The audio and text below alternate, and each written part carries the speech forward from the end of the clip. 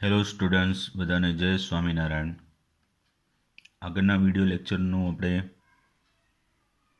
આયનીકરણ એન્થાલ્પીનો topic અધૂરો હતો, એમાં આપણે પૂર્ણ કરીએ છીએ. બરાબર. તો એમાં આગળ જોઈએ તો આયનીકરણ એન્થાલ્પીની વાત કરી હતી. પ્રથમ આયનીકરણ એન્થાલ્પી, દ્વિતીય આયનીકરણ એન્થાલ્પી અને 1 થી 60 તત્વોના આયનીકરણ એન્થાલ્પી વિશે વાત કરી હતી. બરાબર. હવે જોઈએ ચલો તો આગળ. તો આ જે આયનીકરણ એન્થાલ્પી છે એ આયનીકરણ એન્થાલ્પીમાં પણ બે પ્રકારના વલણો જોવા મળે છે. કેટલા? બે પ્રકારના વલણો જોવા મળે છે. તો કયા બે પ્રકારના વલણો જોવા મળે છે એની વાત કરીએ તો એ તો તમે જાણો છો કે આવર્તમાં ડાબીથી જમણી તરફ જઈએ, આવર્ત હોય એમાં લેફ્ટ ટુ રાઈટ, ડાબીથી જમણી તરફ જઈએ તેમ પ્રથમ આયનીકરણ એન્થાલ્પી છે એનું મૂલ્ય વધે છે. અને સમૂહમાં ઉપરથી નીચે જઈએ, અપ ટુ ડાઉન, ઉપરથી નીચે જઈએ તેમ પ્રથમ આયનીકરણ એન્થાલ્પીનું મૂલ્ય ડેલ્ટા IH1 ઘટે છે. બરાબર. તો આ વલણો છે ને આપણે આકૃતિમાં સમજ્યા મુજબ દર્શાવી શકીએ. આ જે આકૃતિ છે એમાં આ કોની વાત કરી છે? આવર્ત. આ આવર્તના તત્વોની આયનીકરણ એન્થાલ્પી છે. બીજા આવર્તના તત્વોમાં લિથિયમ, બેરિલિયમ, બોરોન, તેમાં આયનીકરણ એન્થાલ્પીનું મૂલ્ય તમે જોઈ શકો છો શું થાય છે? વધતું જાય છે. એટલે આવર્તમાં ડાબીથી જમણી તરફ જઈએ, બરાબર, જેમ પરમાણુ ક્રમાંક વધે છે એમ આયનીકરણ એન્થાલ્પીનું મૂલ્ય વધે છે. જ્યારે સમૂહમાં પહેલો સમૂહ છે લિથિયમ, સોડિયમ, પોટેશિયમ, જેમ પરમાણુ ક્રમાંક વધે એટલે કે ઉપરથી નીચે તરફ પરમાણુ ક્રમાંક વધે તેમ આયનીકરણ એન્થાલ્પીનું મૂલ્ય ઘટે છે. બરાબર. તો એ બંને આવર્ત અને સમૂહ માટે જે આપણે હમણાં આકૃતિથી વાત કરી એ રીતે સમજાવી શકાય. તો હવે આયનીકરણ એન્થાલ્પી અને પરમાણુ ત્રિજ્યા એ બંને વચ્ચે પણ આયનીકરણ એન્થાલ્પી અને પરમાણુ ત્રિજ્યા બંને વચ્ચે પણ ગાઢ સંબંધ રહેલો છે. તો આ બાબતને આપણે આ બાબત અથવા આ વલણને આ વલણ છે એ વલણને આપણે બે બાબતો, કેટલી બે બાબતો છે એ બે બાબતોને ધ્યાનમાં લઈને સમજીએ. એક બાબત છે કેન્દ્રનું ઇલેક્ટ્રોન પ્રત્યે અથવા ઇલેક્ટ્રોનનું કેન્દ્ર પ્રત્યેનું આકર્ષણ, અને બીજી બાબત છે તો કે કઈ? ઇલેક્ટ્રોન ઇલેક્ટ્રોન વચ્ચેનું અપાકર્ષણ. ઇલેક્ટ્રોન ઇલેક્ટ્રોન વચ્ચેનું અપાકર્ષણ. હવે બરાબર સમજવાનું છે, અગત્યનો ટોપિક છે. અહીંથી એવું પણ સબ ક્વેશ્ચન રૂપે આવે, સ્ક્રીનિંગ અથવા શિલ્ડિંગ અસર. સ્ક્રીનિંગ અથવા શિલ્ડિંગ અસર. સ્ક્રીનિંગ અથવા તો કે શિલ્ડિંગ અસર.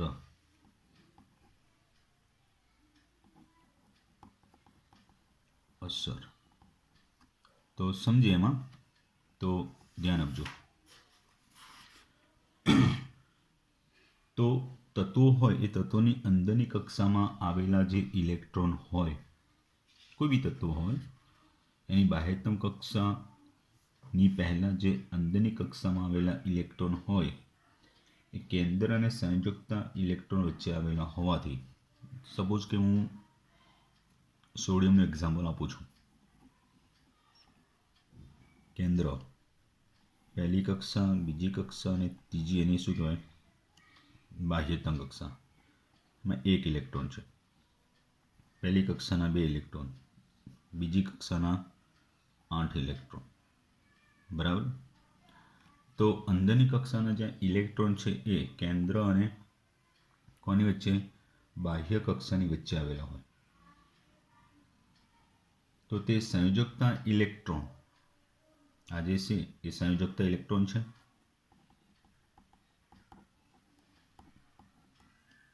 એ સંયોજકતા ઇલેક્ટ્રોનને કેન્દ્રથી શું કરે છે? પરિરક્ષિત કરે છે. પરિરક્ષિત એટલે કે રક્ષણ કરે છે. શું કીધું? આ જે અંદરની કક્ષાના આવેલા ઇલેક્ટ્રોન છે એ સંયોજકતા ઇલેક્ટ્રોન એટલે બહારની કક્ષાના ઇલેક્ટ્રોનને શું કરે છે? કેન્દ્રથી એટલે કે કેન્દ્રના આકર્ષણથી પરિરક્ષિત મીન્સ કે રક્ષણ કરે છે. પરિરક્ષિત મીન્સ કે રક્ષણ કરે છે. બરાબર. એટલે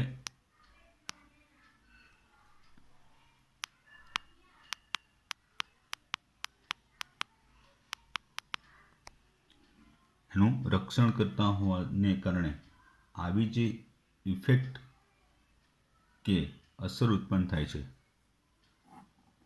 પરિરક્ષિત કે આવૃત કરે છે. પરિરક્ષિત કે આવૃત કરે છે. તો આવી જે અસર ઉત્પન્ન થાય છે એ અસરને શિલ્ડિંગ, કારણ કે કવચ રૂપે વર્તે ને, કવચનું શિલ્ડ થાય એટલે આ એક કવચ કે પડદા રૂપે વર્તે છે. એ પરથી એને કવચ અસર ના કહેતા, ઇંગ્લિશ વર્ડ સારો લાગે એટલે એને શિલ્ડિંગ અસર. બીજું અથવા તો કે પડદા અસર, પડદો સારું ના લાગે એટલે એના પરથી એને સ્ક્રીનિંગ અસર કહે છે. કઈ અસર? સ્ક્રીનિંગ અસર અથવા શિલ્ડિંગ અસર કહે છે. તો આ શિલ્ડિંગ અસરને કારણે સંયોજકતા ઇલેક્ટ્રોન માટે, આ શિલ્ડિંગ અસરને કારણે શું થાય?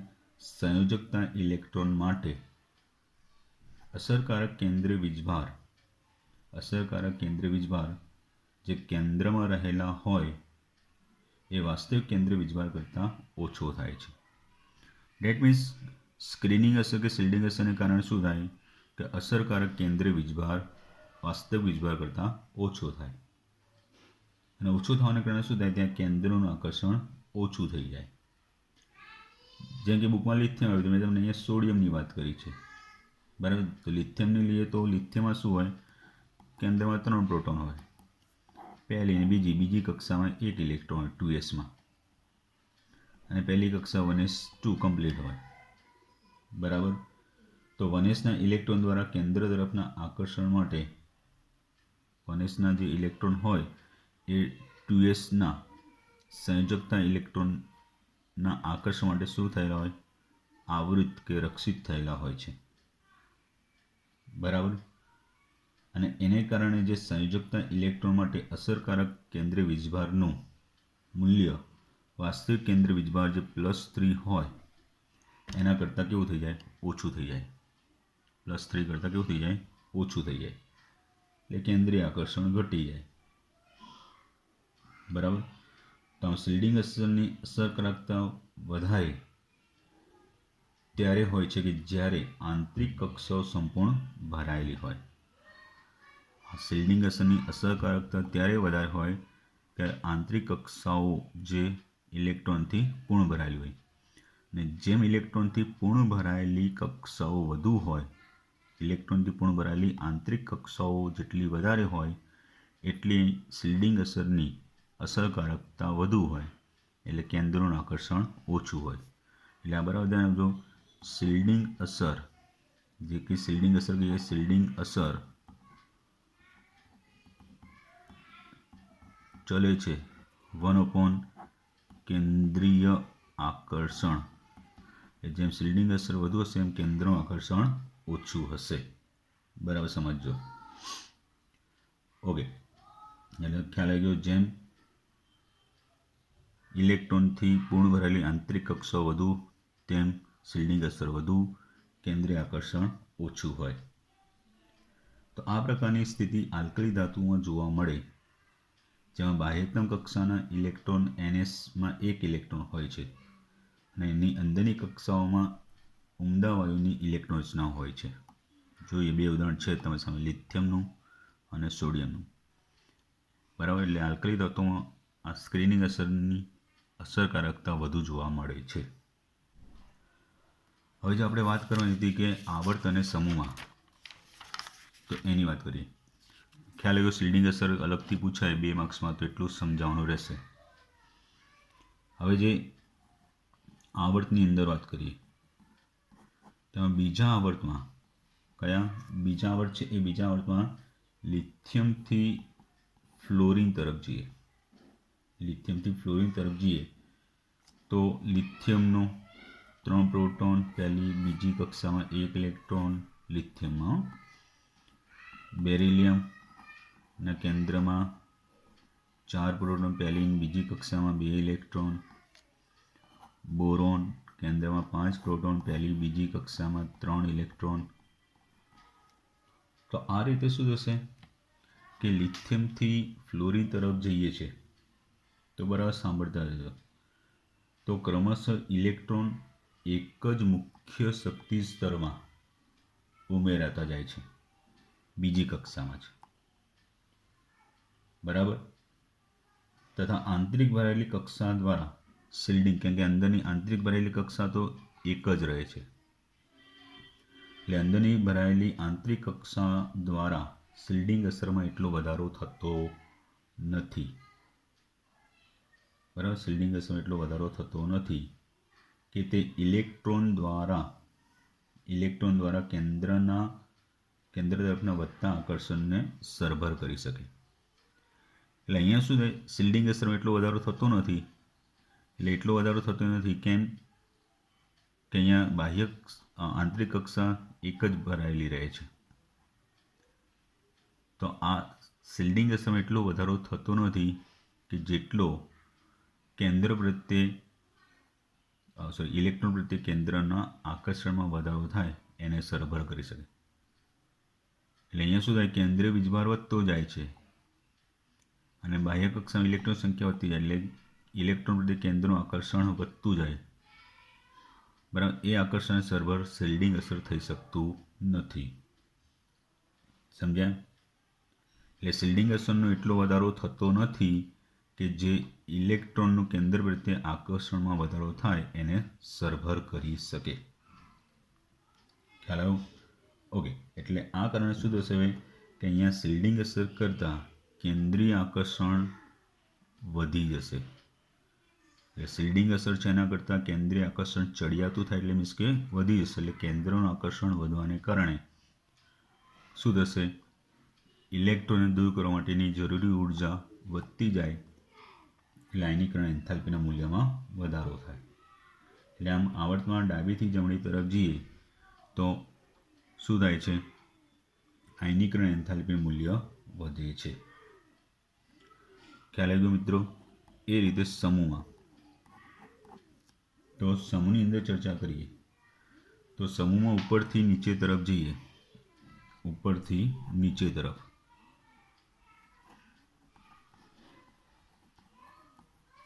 તો ઉપરથી નીચે તરફ જતા શું થાય છે, આયનીકરણ એન્થાલ્પી છે એના મૂલ્યમાં ઘટાડો થાય છે. તેનું કારણ આપણે વાત કરીએ, લિથિયમ 3, પહેલી ને બીજી કક્ષામાં 1 ઇલેક્ટ્રોન. સોડિયમ 11 પ્રોટોન, પહેલી બીજી ત્રીજી કક્ષામાં 1 ઇલેક્ટ્રોન. પોટેશિયમ 19 પ્રોટોન, પહેલી બીજી ત્રીજી ચોથી કક્ષામાં 1 ઇલેક્ટ્રોન. બરાબર.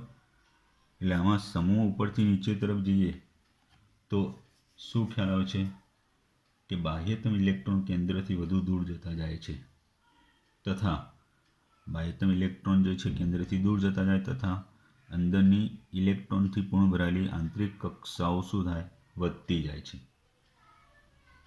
એટલે આંતરિક કક્ષાઓ વધતી જાય એટલે શું થશે કે શિલ્ડિંગ અસર વધુ હશે. તો આવી શિલ્ડિંગ અસર વધુ થશે એટલે કેન્દ્રીય આકર્ષણ ઘટશે.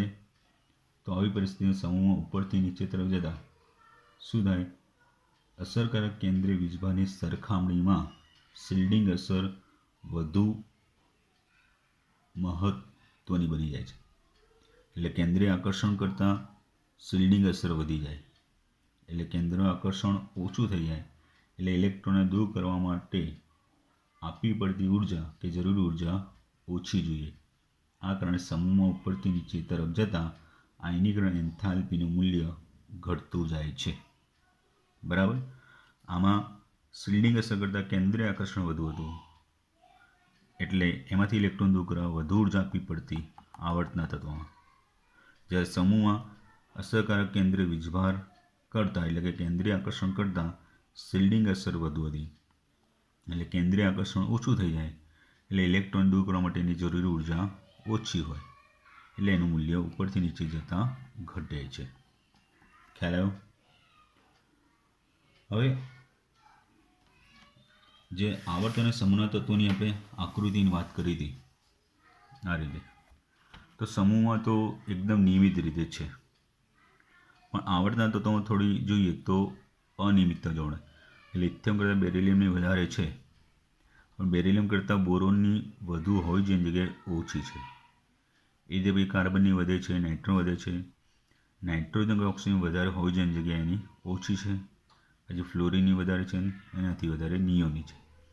એટલે બોરોન અને બીજું ઓક્સિજન છે એમાં અનિયમિતતા જોવા મળી છે. તો એક કારણ રૂપે પૂછી શકાય છે, તો એની વાત કરીએ. તો એવું પૂછી શકાય તમને કેવું કે ભાઈ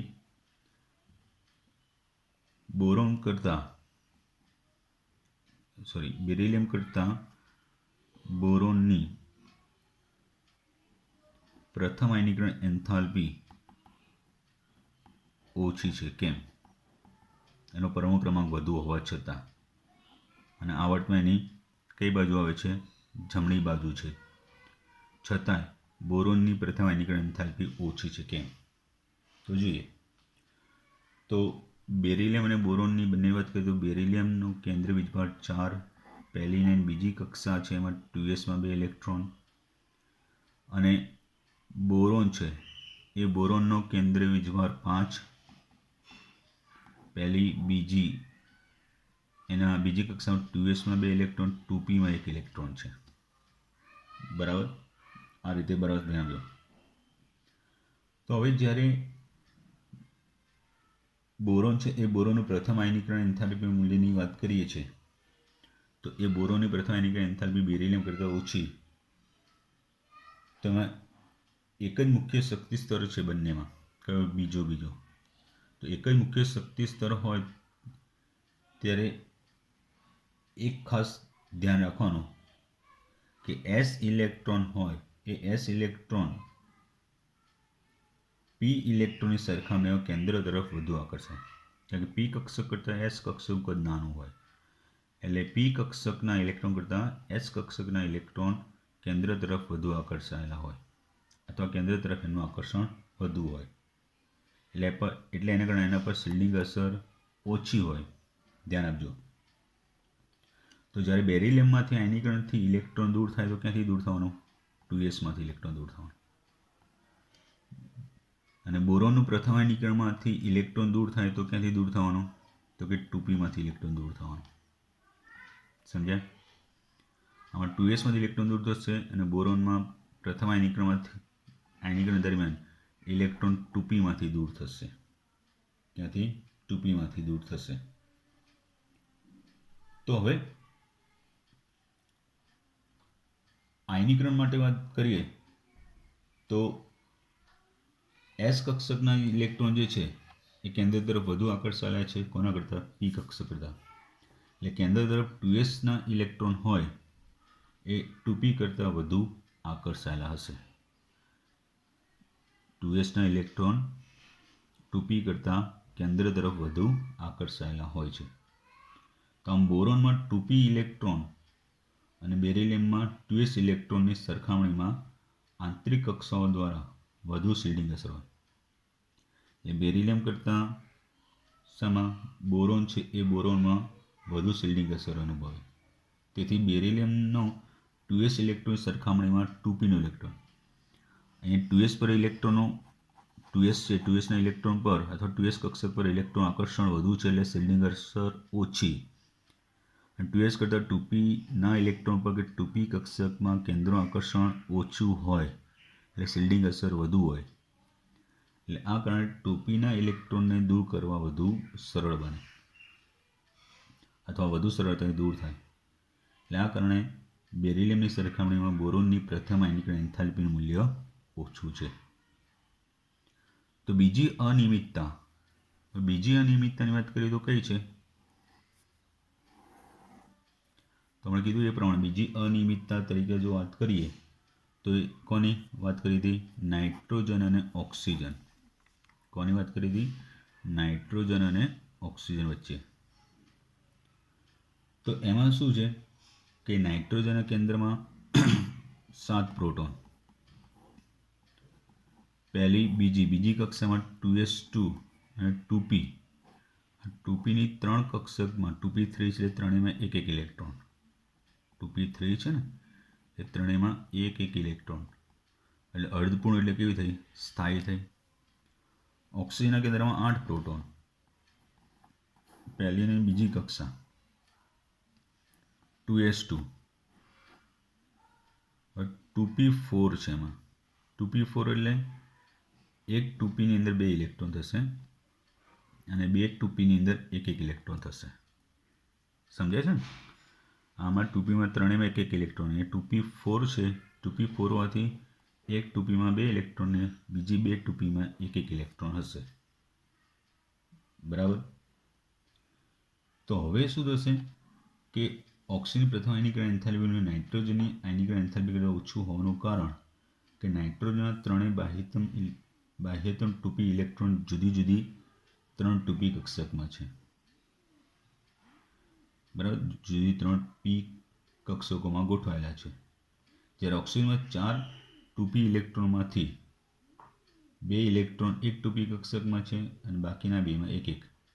તો આ જે 2 ઇલેક્ટ્રોન એક 2p કક્ષકમાં ગોઠવાય છે તો આના કરતાં એટલો કેન્દ્રીય વીજભાર વધારે કહેવાય નહીં. એટલે એની તુલનામાં શું થવાનું અહીંયા કે કેન્દ્રથી નજીક છે પણ કેન્દ્રીય વીજભાર કેવો છે? ઓછો. એટલે આ 2pમાં જે 2 ઇલેક્ટ્રોન ગોઠવાયા એમના પ્રત્યે શું થશે? અપાકર્ષણ વધી જશે. શું થશે? એમની વચ્ચે અપાકર્ષણ હશે. સમજ્યા બરાબર? એમની વચ્ચે શું થશે? અપાકર્ષણ વધી જાય. અને અપાકર્ષણને કારણે શું થવાનું કે એકબીજાથી અથવા એક કક્ષાથી થોડી દૂર જાય. એટલે અહીંયા આકર્ષણ વધી જાય, અહીંયા આકર્ષણ ઘટી જાય. કોનું? કેન્દ્રનું. એટલે આ કારણે નાઇટ્રોજનના 3 2pમાંથી એક ઇલેક્ટ્રોન દૂર કરવા કરતાં ઓક્સિજનના 4 2p ઇલેક્ટ્રોનમાંથી ચોથો ઇલેક્ટ્રોન દૂર કરવો સરળ બને. આના 3માંથી કોઈ એકને દૂર કરવા કરતાં અહીંયા 2pમાંથી 4માંથી એક ઇલેક્ટ્રોન દૂર કરવો કેવો બની જાય? સરળ બની જાય. અહીંયા ઓલરેડી ઇલેક્ટ્રોન વચ્ચે શું છે? અપાકર્ષણ છે. અપાકર્ષણ હોય એટલે ત્યાં કેન્દ્રનું આકર્ષણ ઓછું હોય એટલે ઇલેક્ટ્રોન દૂર કરવો વધુ સરળ છે. એટલે એની આયનિક એન્થાલ્પી કેવી? ઓછી ઓક્સિજનની. કોના કરતાં? નાઇટ્રોજન કરતાં. તો બીજા આવર્તના તત્વોમાં પ્રથમ આયનિક એન્થાલ્પીનો ક્રમ કેવો હોય? તો લિથિયમ કરતાં બેરિલિયમની વધારે, બેરિલિયમ કરતાં બોરોનની ઓછી, બોરોન કરતાં કાર્બનની વધારે, કાર્બન કરતાં નાઇટ્રોન વધારે, નાઇટ્રોન કરતાં ઓક્સિજનની ઓછી, ઓક્સિજન કરતાં ફ્લોરિનની વધારે અને એના કરતાં નિયોનની વધારે. આ રીતે ક્રમ થશે. તો આ રીતે આપણે આવર્ત અને સમૂહમાં આયનિક એન્થાલ્પી તો બંને સબ ક્વેશ્ચન રૂપે અલગ અલગ પૂછાય કે આવર્તમાં ડાબીથી જમણી તરફ જતા આયનિક એન્થાલ્પીનો ફેરફાર સમજાવો. એ રીતે સમૂહ માટે પૂછાય. એ રીતે 2 અનિયમિતતાવાળા કારણો પૂછાય કે બેરિલિયમ કરતાં બોરોનની આયનિક એન્થાલ્પી ઓછી છે કેમ. એવું બીજું કારણ આવે કે નાઇટ્રોજન કરતાં ઓક્સિજનની પ્રથમ આયનિક એન્થાલ્પી ઓછી છે કેમ. તો અમે તમને સમજાય એ રીતે સમજાવવાનું. તો આ રીતે 1 થી 2 વાર વિડીયો લેક્ચર જોઈ ચોપડી કે જેનિત પ્રમાણેનું સમજૂતી મેળવી એટલે એ પ્રમાણે સમજાવ્યું છે. એટલે એના પરથી તમારે લખાણ લખવાનું. બરાબર? જેનિત આપેલી જ છે. ઓકે. જય સ્વામિનારાયણ.